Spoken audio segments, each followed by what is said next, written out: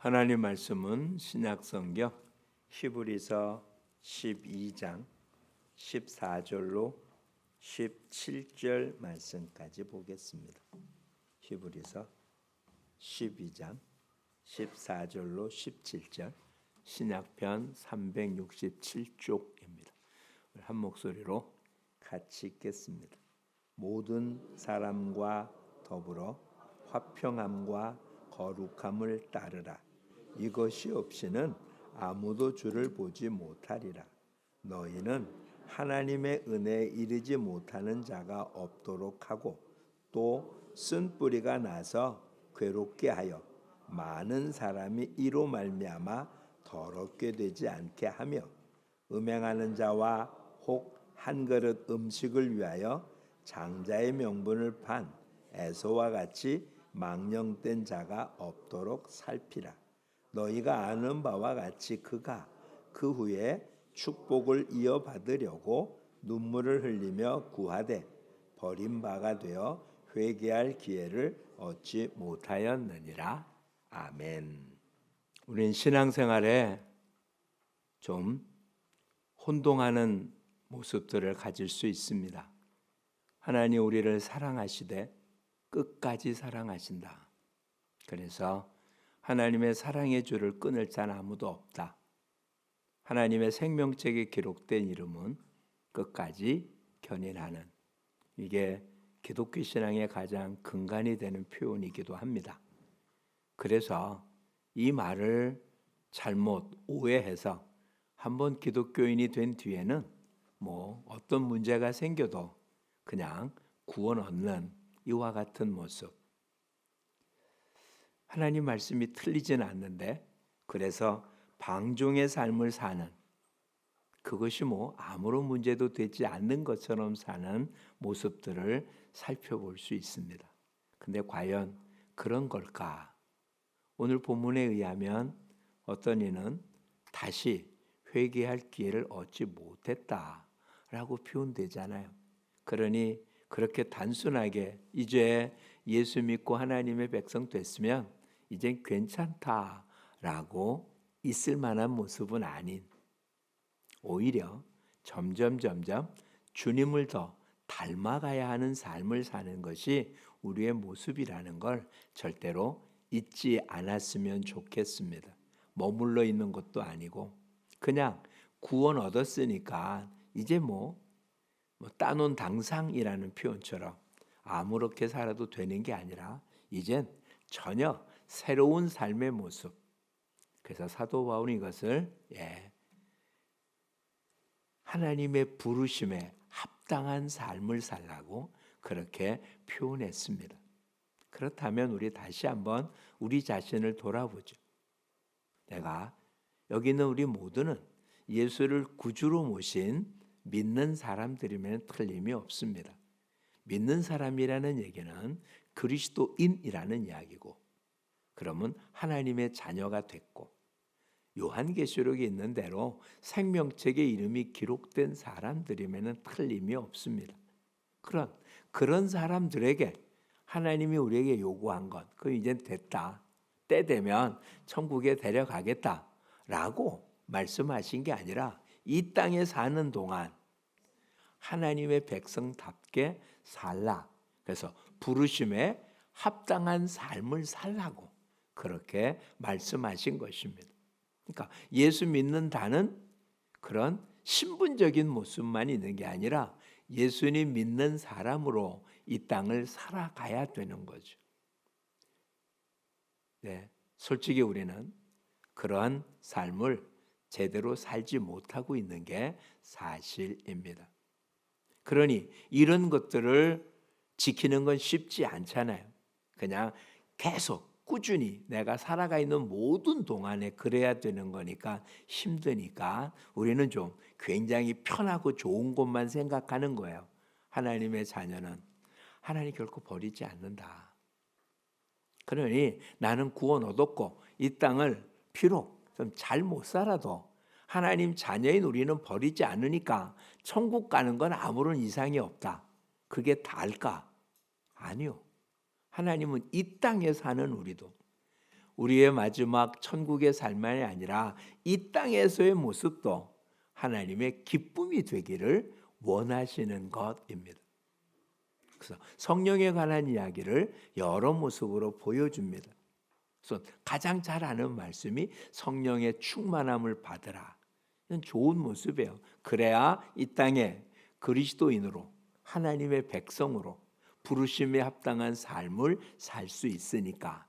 그렇게 못 살면 나타나는 현상이 그리스도인이라는 말을 다른 이야기로 하면 우리 안에 성령님이 거하고 있다는 이야기거든요. 그러니까 우리 안에 거하신 성령님과 충만한 삶을 살면 복음에 합당한, 부르심에 합당한 신앙생활을 하는 것입니다. 그런데 우린 그러지 못하면 우리 안에 있는 성령이 어떠냐? 근심한다고 되어 있어요. 성령님이 내 안에서 근심합니다. 내 안에 성령이 근심하면 이 땅을 사는 우리의 육신의 삶이 편안할 리가 없겠죠. 그렇죠? 갈라디아서나 로마서 말씀 속에 우리 안에 육체의 소욕이 있고 성령의 인도함이 있는데 이 둘이 서로 부닥쳐서 하나님의 뜻을 이루지 못하게 한다라고 돼 있거든요. 성령을 근심한다는 얘기는 내가 이 땅을 사는데 육체적인 방법으로 살고 있다는 이야기입니다. 좀 더 심하면 어떤 얘기가 있느냐? 성령을 소멸하지 말라라는 말이 있어요. 내 안에 성령님이 안 계시게 된다는 거잖아요. 이건 얼마나 끔찍한 이야기입니까? 우리 안에 성령님이 안 계신다면 구원 못 받는 말과 똑같은 이야기가 되는 거예요. 에스겔 선지서에 보면은 예루살렘에 있는 성전이 되는 이유는 금으로 만들었거나 그 안에 법궤가 있어서가 아니라 하나님의 영광이 그 안에 머물렀기 때문에 그게 성전인 거예요. 그런데 에스겔서에 의하면 그 성전이 하나님의 영광이 성전을 떠나요. 그 에스겔서 마지막 부분에 성전 하나님의 영광이 다시 돌아옵니다. 그러니까 성전은 존재하고 그 안에 법궤도 있고 제사도 있고 다 있는데 뭐만 빠졌다고요? 하나님의 영광이 빠져요. 그럼 성전이 아니에요. 이제 하나님이 없는 거예요. 그렇다면 우리 안에 성령이 소멸된다면 우리는 믿는다는 이름만 있지 실상은 하나님 볼 때 믿는 자가 아닌 거예요. 요한계시록에는 이런 사람을 믿는다는 이름만 있지 실상은 아니라고 표현하고 있습니다. 오늘 저와 여러분의 삶이 과연 어떠냐는 말이에요. 이 땅을 사는 동안 우리에게 성령님을 통한 하나님의 도우심만 있는 게 아니라 이 땅을 사는 동안 하나님의 뜻대로 살지 못하도록 하는 사단의 방해는 우리가 태어나서 죽을 때까지 끊임없이 이어질 거라고. 예수님한테 그랬잖아요. 그렇죠? 태어나는 순간서부터 죽음에 임박하게 되고 십자가에 달렸을 때도 내려오라고 조롱하며 끊임없이 사단은 예수님이 하나님 말씀을 지키지 못하도록 방해한 것처럼 우리의 삶 속에서도 계속해서 사탄은 우리로 하여금 하나님의 뜻을 이루지 못하도록 믿는다는 이름은 갖고 있지만 믿는 자의 삶을 살지 못하도록 그런 것이 오늘 본문에는 우리 안에 뭐가 나지 못하게 하라고요? 15절 말씀을 보십시오. 하나님의 은혜에 이르지 못하는 자가 없도록 하나님의 은혜에 이르지 못하는 자가 없도록 그리고 또 뭐요? 쓴뿌리가 나서 괴롭게 하여 많은 사람이 이로 말미암아 더럽게 되지 않기 위해서 쓴뿌리 하나님의 은혜에 도달되지 못하는 다시 얘기하면 시작은 했는데 끝내 도달은 못한다는 이야기잖아요. 애굽은 떠났는데 약속의 땅 가나안은 못 들어간다는 거잖아요. 구원 얻냐 못 얻냐는 개념을 따지지 말고요. 하나님이 우리를 부르셨을 땐 하나님의 뜻이 있잖아요. 그 뜻을 이루느냐 못 이루느냐는 건데 우린 지금 예수 믿었으니까 됐다라고 머물러 있는 건 아닐까요? 예수 믿는 게 된 게 아니고요. 예수 믿기 때문에 이제부터 우리가 해야 하는 일이 있는 거예요. 예배 드리는 것 당연하잖아요. 그런데 예배를 일주일에 우리 몇 시간 드립니까? 여러 번 생각해 본 거예요. 그냥 하루 12시간으로 생각해 보자고요. 낮 시간만 생각합니다. 일주일이라고 그래요? 84시간입니다. 84시간 잠자는 시간 빼고 낮 12시간 가운데 우리가 예배를 드린다고 새벽을 드리든 수요일, 금요일 하여튼 모든 예배 참석하고 주일날 오전, 오후 다 참석한다고 그래도 다 합쳐봐야 6일 동안 새벽기도 1시간 드린다고 치면 6시간. 주일 오전, 오후 드려서 1시간, 8시간. 그렇죠? 수요일, 금요일 모인다고 그래도 10시간. 낮 시간 동안 있는 84시간 가운데 모든 공예배 다 참석해 봐야 그중에 10분의 1만 참석하고 나머지 10분의 9는 세상에 살고 있는 겁니다. 그렇다면 하나님의 부르심을 받고 하나님의 부르심에 합당한 삶을 사는 건 그 10분의 1을 얘기하는 걸까요? 나머지 10분의 9를 얘기하는 걸까요? 부르심에 합당한 삶이라는 건 그냥 우리의 일상생활인 거예요. 24시간 내 삶의 모든 것. 예배 드리는 시간에 어떤 모습으로 있느냐가 아니고요. 당연한 거잖아요. 그런데 예배 드리는 시간이 아닌 다른 시간, 내 가정생활, 직장생활, 취미생활, 내가 일상 삶의 모습에서 과연 저와 여러분은 하나님의 사람의 모습을 갖추고 이런 모습을 통하여 나한테 쓴뿌리가 나지 않고 이 모든 시간에 하나님의 은혜에 도달되는 그런 삶을 사는지 그냥 세상에서는 하나님의 은혜 신경 쓰고 살지 않고 있다가 단 예배 드리러 나오는 시간에만 하나님의 은혜를 생각하고 쓴뿌리가 나지 않게 한다면 과연 우리 안에 쓴뿌리가 없을까요? 이런 말씀 드렸잖아요. 우리 안에 육체의 소욕이 있습니다. 육체를 갖고 있는 한 육신이 요구하는 것이 없을 수가 없잖아요. 근데 육체의 소욕은 뭐를 거스린다고요? 성령의 일을 거스린다고요. 성령은 육체의 소욕을 거스려요. 우리 안에 두 가지가 다 있어요. 육신을 갖고 있으니까 육체의 소욕이 있고 예수 믿으니까 성령의 소욕이 있습니다. 그런데 주님이 원하는 것은 비록 육체의 소욕이 있다 할지라도 이 땅에서 다 성령의 소욕, 성령이 이끄는 대로 살아가기를 원하시는 거거든요. 그런데 그게 쉽지 않은 거예요. 왜? 세상 사람들은 육체 소욕대로 살아요.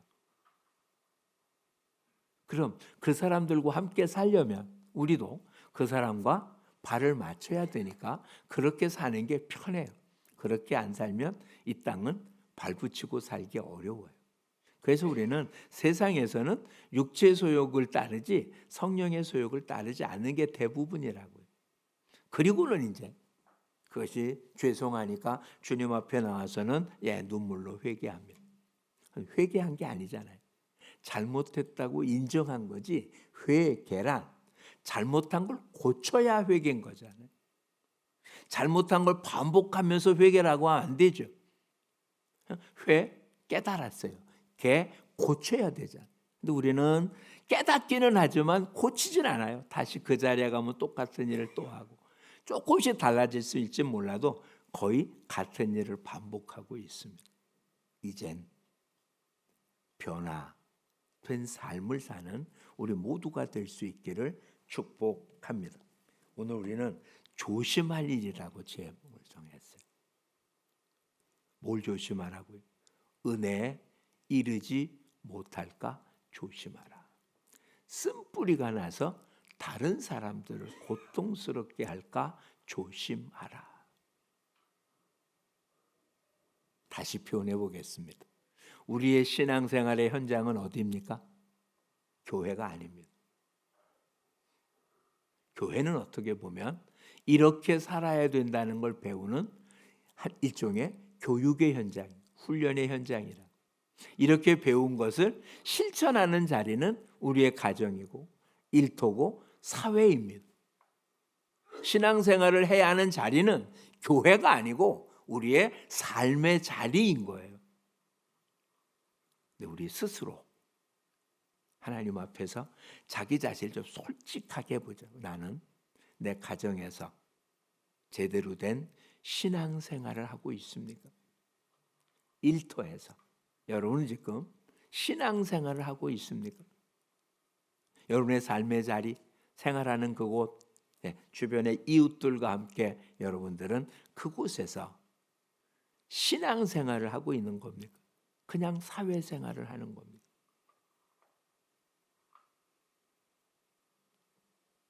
자, 신앙생활이 뭔가 여러 가지 모습이 있겠지만 14절을 읽어보겠습니다. 같이 읽어보죠.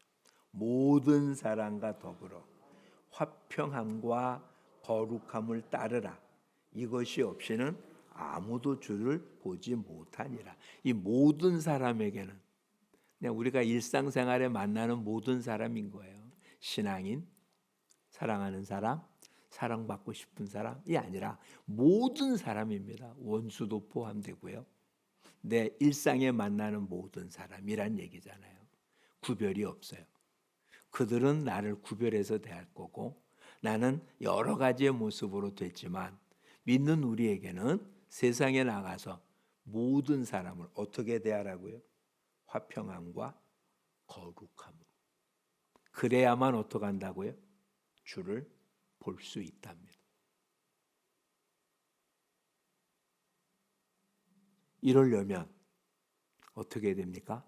용서라는 것이 없으면 어떻게 화평을 이루겠어요? 나한테 여러 가지로 악하게 대하는 자를 내가 용서하지 않는 한 어떻게 화평을 이루겠습니까? 여러분 마음속에 표현을 안 해도 응어러진 것이 있다면 그 사람과 어떻게 화평을 이루겠습니까? 그런데 문제는 화평을 이루지 않으면 누굴 못 만난다고요? 주를 못 본다고요. 다시 한번 표현해 보겠습니다.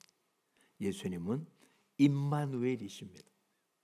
즉 나와 함께 하십니다. 하나님은 아니 계신 곳이 없습니다. 아니 계신 곳이 없다는 말을 가장 쉽게 표현하면 내가 있는 곳에는 언제나 하나님이 있다는 거예요.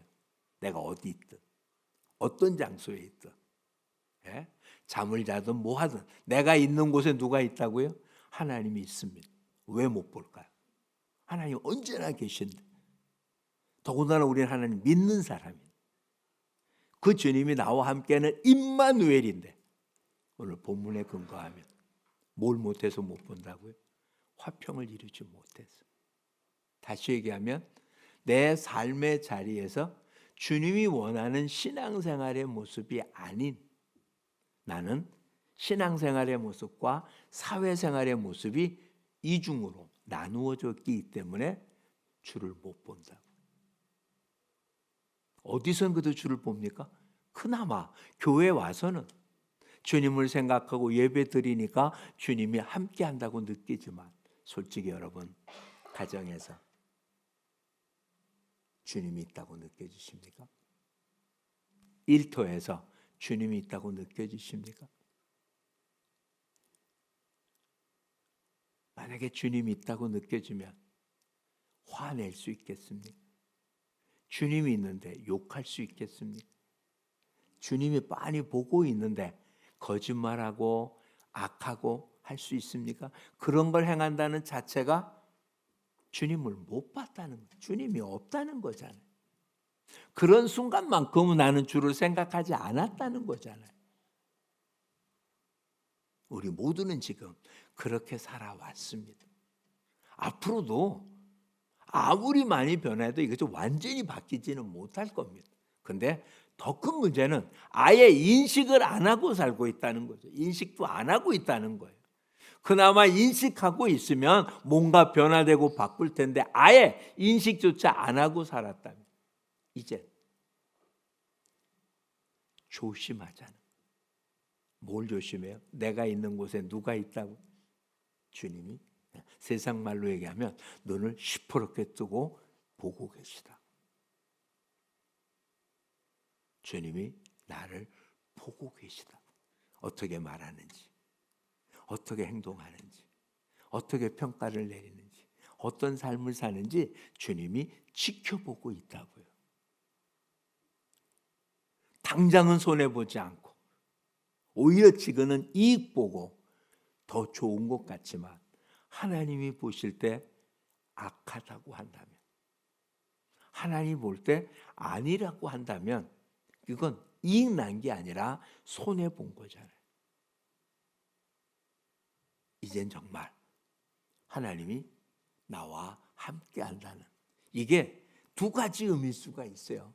하나님이 함께 하기 때문에 힘되고 그리고 용기를 얻을 수 있습니다. 내가 주의 뜻대로 살 때는 아무리 힘들어도 어떡한다? 하나님이 함께 하니까 나는 진리가 없다라고 다짐할 수 있는데, 하나님이 함께 한다는 걸 인식하면서 내가 지금 잘못하고 있다면 매 맞을 생각해야 되잖아요. 혼날 생각해야 되잖아요. 그러면 손이 멈춰지지 않을까요? 악한 말, 더러운 말을 나오다가도 하나님이 듣고 있다는 것이 생각나는 순간 멈추지 않겠습니까?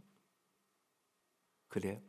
그게 안 된다면 아직도 우리는 하나님이 나와 함께 한다는 것을 인식 못하고 있는 거잖아요. 오늘은 정말 주님이 나와 함께하는, 아니 이제 그런 얘기 하지 말자고요. 내가 있는 곳에는 언제나 주님이 있습니다. 나를 보고 계시고 내가 한 말을 듣고 계시고, 이것을 잊지 말길 바랍니다. 그래서 하나님의 은혜를 잊어버린다? 뭘 잃어버렸다고요? 하나님이 나를 보고 있다는 것을 잊어버린 게 하나님의 은혜를 버린 거예요. 다른 거 아니에요. 하나님 나를 지켜주고 돌보고 있다는 사실을 망각하는 것, 그게 하나님의 은혜를 잊어버린 거죠. 다른 거 없잖아요. 우리는 내가 편리한 말씀만 생각합니다. 하나님 나와 함께해서 어떻게 한다고요? 물 가운데로 지나가도 물이 엄몰하지 못하고 불 가운데로 지나가도 불이 나를 사르지 않고, 얼마나 좋아요. 그런데 하나님 앞에서 막말하면 맞는다는 얘기 왜 안 듣습니까? 하나님이 지켜보고 있다는 것을 무시할 때 하나님이 화내신다는 얘기는 왜 신경 쓰지 않습니까? 우리가 잘 아는 신명기 말씀 속에 복과 저주에 대한 말 가운데, 말씀 지키면 복 준다는 말은 다 달달달 외우면서 말씀 안 지키면 저주를 내린다는 말은 왜 싹 빼먹습니까? 내가 원하고 내가 바라는 것만 바라보는 자가 아니고요, 주님이 주시는 것을 다 볼 수 있기를 바랍니다. 요즘 새벽에 에스겔서를 우리 보고 있습니다. 지난 주일부터 에스겔서를 보기 시작했죠. 하나님께서 에스겔에게 하나님 말씀을 주세요. 상징적인 모습으로는 하나님의 말씀이 기록된 두루마리를 줍니다. 이 두루마리의 글이 애가, 슬픈 노래입니다. 애곡, 재앙의 말이 가득했다고 되어 있어요. 그리고 그것은 에스겔서 4장부터 17장까지 나오는 이스라엘과 유다를 향한, 예루살렘과 유다를 향한 하나님의 심판의 이야기가 가득한 글입니다. 우상을 섬기고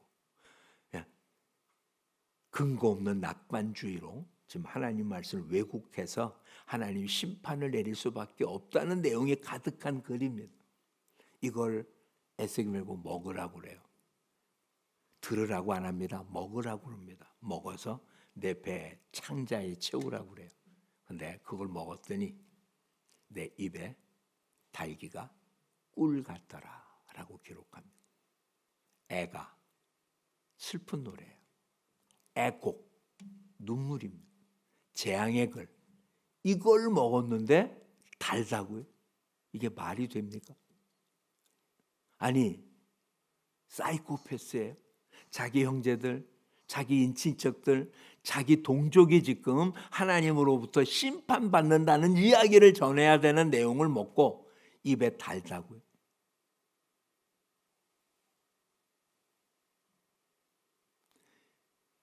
전하라고 하는 내용이 다른 게 아니고요. 그 말을 하신 분이 하나님이신 거예요. 당장은 쓰고 고통스럽지 몰라도 하나님이 하나님의 백성에게 쓴 말을 한 데는 이유가 있을 거라고요. 입에 단 말이 아니고 쓴 걸 준 이유는 그걸 고통해서 고치기 위한 거잖아요. 하나님이 우리에게 주시는 것은 내가 느낄 땐 쓸 수밖에 없지만 우린 그걸 뭘로 받는다고요? 믿음으로 달게 받는다고요. 결과는 어떻습니까? 욥기에 기록한 대로 고난 받을 땐 고통이지만 고난이 유익인 것이죠. 우리를 온전케 하시니. 욥은 표현합니다. 귀로만 들었던 하나님, 고난을 통해서 눈으로 보게 되었다고요. 그러면 그 쓴 겁니까? 단 겁니까? 단 거예요. 하나님 우리에게 이 땅 삶 속에 하나님 말씀을 따르면 결코 달고 아름답고 쉽고 이런 일이 생기지 않을 겁니다. 초대교회는 더 그랬어요. 믿는다는 게 표현되는 순간 잡혀갔고 심하면 죽었습니다. 신앙생활은 감춰서 해야 할 일이지 드러내고 할 일이 아니었습니다. 그렇다면 초대교회 교인들은 사회생활 안 하고 따로 뭉쳐서 믿음의 사람끼리만 모여있는 그런 특수한 집단이었을까요? 아니요. 이들도 똑같이 생활을 했습니다. 그런데 똑같이 생활을 하는데 세상 사람과는 다른 하나님의 사람으로 살아갔어요. 그리고 오히려 예수 믿으라고 전하며 살았습니다. 그것 때문에 엄청난 핍박을 받았고 심하면 죽기까지 했습니다. 그런데 믿는 자의 수는 늘었지 줄지 않았습니다. 성경은 이렇게 말합니다. 그들이 칭송을 들으매 주께서 믿는 자의 수를 더 했다고요. 누구에게 칭송을 듭니까? 세상 사람들에게 초대교회 성도들은 칭송을 들었다고요. 그들의 삶이 욕먹을 일이 없었다고요.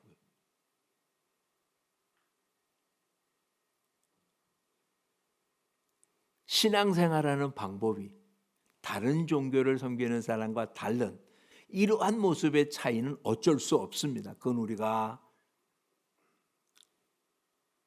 양보할 수 없는 일이니까. 그런데 일상 사는 건 믿는 사람이나 믿지 않는 사람이나 큰 차이가 없는 거잖아요. 윤리 도덕이라는 문제는 믿는 사람이든 믿지 않는 사람이든 큰 차이가 없는 거잖아요. 믿는 사람이긴데 이 땅에 윤리 도덕 없이 살아도 되는 겁니까? 나는 구원 얻었으니까 이 땅에서는 어떻게도 살아도 되고 이런 것들은 하늘나라의 안으로 문제가 안 되고 그런 걸까요? 그러면 우리 보고 세상의 빛이라고 말하지 않았겠죠. 주보를 한번 보실까요? 이번 주에 우리가 성경 암송하자고 한 규절이 나옵니다. 이번 주 금요일 암송 규절인 마태복음 5장 16절 말씀을 한번 봐주시겠어요? 같이 읽어보겠습니다.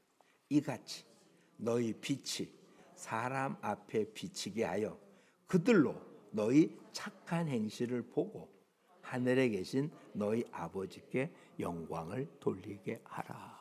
초대교회 교인들 사람들한테 어떻게 했다고요? 착한 행실을 보였다고요. 그랬더니 사람들이 어떻게 했어요? 그들을 칭찬했다고요. 저와 여러분 가족 식구들한테 칭찬을 들어야 합니다. 믿지 않는 인친척들에게 예수 믿느냐고 드려지는 이런 일로 욕먹는 건 방법이 없어요.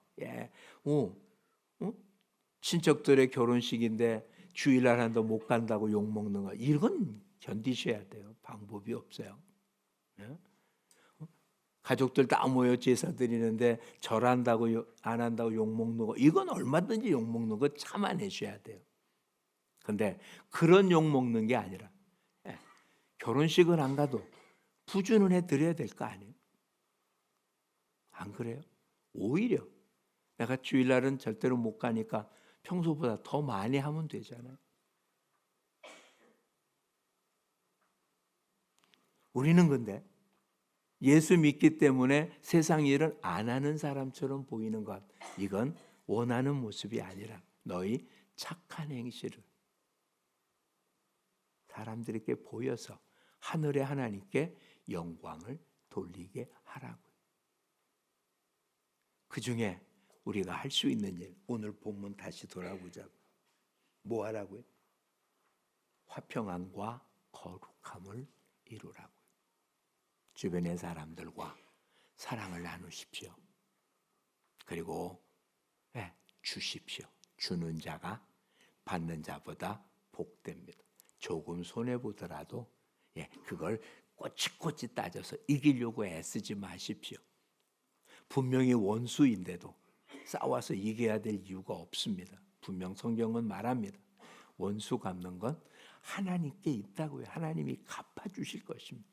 그럼 고난당하는 건 어떡하냐? 성경은 말합니다. 너가 고난당한 날만큼 복을 주시겠다고요. 그럼 사람이나 마귀로부터 당하는 고난, 당하는 숫자만큼 하나님께서 내게 복을 주신다면 하나님 주시는 복이 내가 당하는 고난보다 훨씬 더 큽니다. 그래서 이길 수 있습니다. 저와 여러분, 이젠 정말 하나님의 부르심을 받은 자의 삶, 내 신앙생활의 현장은 내 삶의 자리라는 걸 절대로 잊지 말기를 바랍니다. 여기서 아무리 착한 행위를 해도 우리 모여서, 세상 사람들은 우리가 하는 일 모르잖아요. 그렇죠? 교회 안에서 하는 일을 세상 사람들이 알겠어요? 모르잖아요.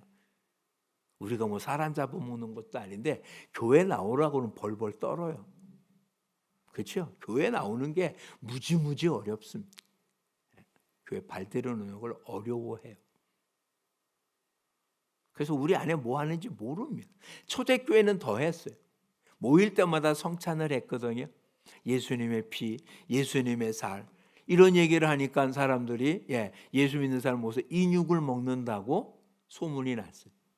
만나는 사람마다 다 형제 자매래, 근친상간을 한다고 소문 났어요. 도대체 모여서 뭐 하는지 모르는 거예요. 바깥에서는 아무것도 모르니까. 근데 모여서 하는 행위 때문에 칭송을 들은 게 아니고요. 그들의 삶의 현장. 예수 믿는 것 때문에 핍박당하고 고통당하고 괴로움 당하는데도 그들은 웃음을 잃지 않았어요. 그렇게 핍박당하는데도 오히려 사랑하고 용서하고 관용을 베풀고 뭔가 나누어 주려고 애썼지 움켜잡으려고 하지 않았다고. 왜? 하나님부터 받은 상급이 크잖아요. 하나님께 받은 은혜가 크잖아요. 천국이라는 놀라운 소망이 있잖아요. 이 땅에서 아무리 누려도 천국에 비하면 아무것도 아니잖아요. 이걸 생각하면 사람들한테 구걸할 이유가 없고 그들에게 동정살 만한 이유가 아니고 오히려 베풀지 못해서. 사도행전에 하면 사도 바울이 재판받는 자리에 있습니다. 아그리빠 왕 앞에 있습니다. 그가 몇 마디 말을 하자 왕이 말하면 너가 몇 마디 말로 우리를 그리스도인이 되게 하려고 하느냐. 너는 학문이 많아서 미쳤다. 바울 뭐라고요? 내가 지금 이렇게 붙잡힌 것과 이런 걸 죄하고는 이곳에 있는 모든 사람들이 나와 같기를 원한다. 예수 믿고 천국 백성 됐으면 좋겠다라고 외칩니다. 오히려 지금 죄수의 몸으로 있는 바울, 그를 신문하거나 살펴보는 다른 사람보다 더 떳떳합니다. 천국 백성이기 때문에. 저와 여러분 어떻습니까? 천국 백성 맞습니까? 여기서만 천국 백성입니까? 여러분 가정에서도 여러분은 천국 백성입니다. 일터에서도 여러분은 천국 백성입니다. 하나님이 함께 하십니다. 내가 있는 곳은 하나님도 계신 곳입니다. 그 하나님이 나를 지켜보고 있습니다. 그러면서 말합니다. 성령을 근심시키지 말라고. 성령을 소멸시키지 말라고. 오히려 그 성령의 충만함을 입어 모든 사람과 화평하고 모든 사람들에게 거룩함을 따르라고.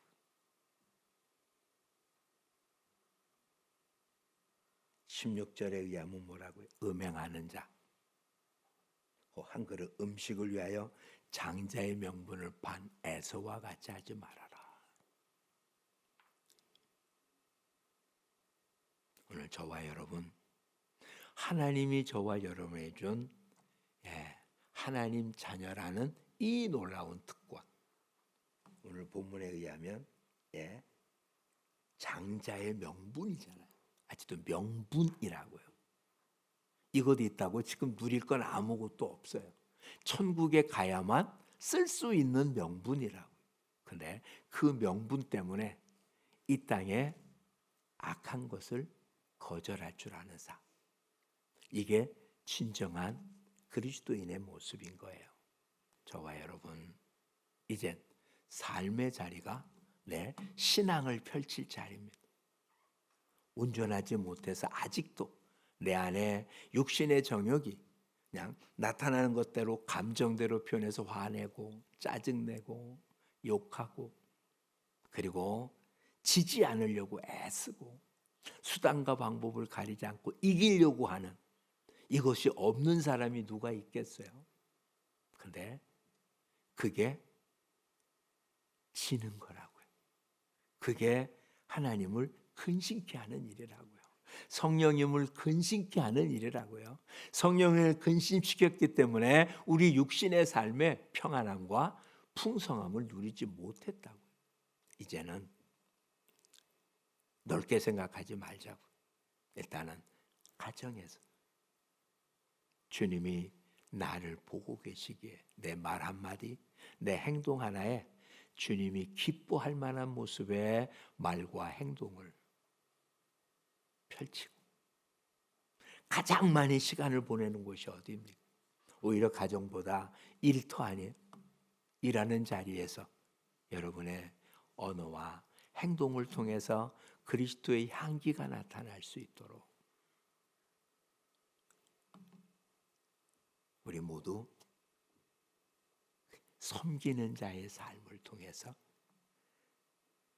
우리 스스로 조심해서 하나님의 영광을 가리는 어리석음이 아니라 하나님의 기쁨이 되는 저와 여러분이 될 수 있기를 축복합니다. 우리 모두 하나님이 저와 여러분을 통해서 주변의 사람들에게 정말 저 사람을 보면 하나님이 있어. 하나님은 사랑이야. 저렇게 살고 싶어. 라고 여겨져야 되지 않겠어요? 우리가 돈이 많아서, 건강해서, 혹은 가진 어떤 권력이 있어서가 아닙니다. 우리 안에 천국이 있기 때문에, 그렇죠? 아무것도 없어도 우리는 웃을 수 있고 손해 볼 수 있고 품을 수 있고, 그렇죠? 다른 이유 하나도 없이 예수 그리스도를 통하여 천국을 소유했기 때문에 넓은 마음으로 품을 수 있는 삶. 그래서 여러분의 가정이 천국이 되기를 축복합니다.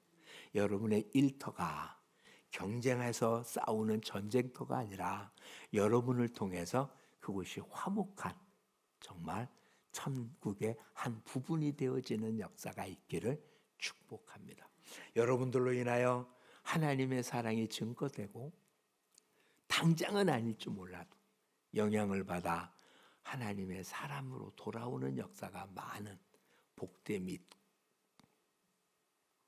하나님과 함께 움직이는 우리 모두가 되기를 축복합니다. 기도하겠습니다. 참 좋으신 하나님, 고맙습니다. 우리를 주님의 자녀 삼으신 뒤 한순간도 우리를 떠나지 아니하시고 지켜주심, 이 땅에서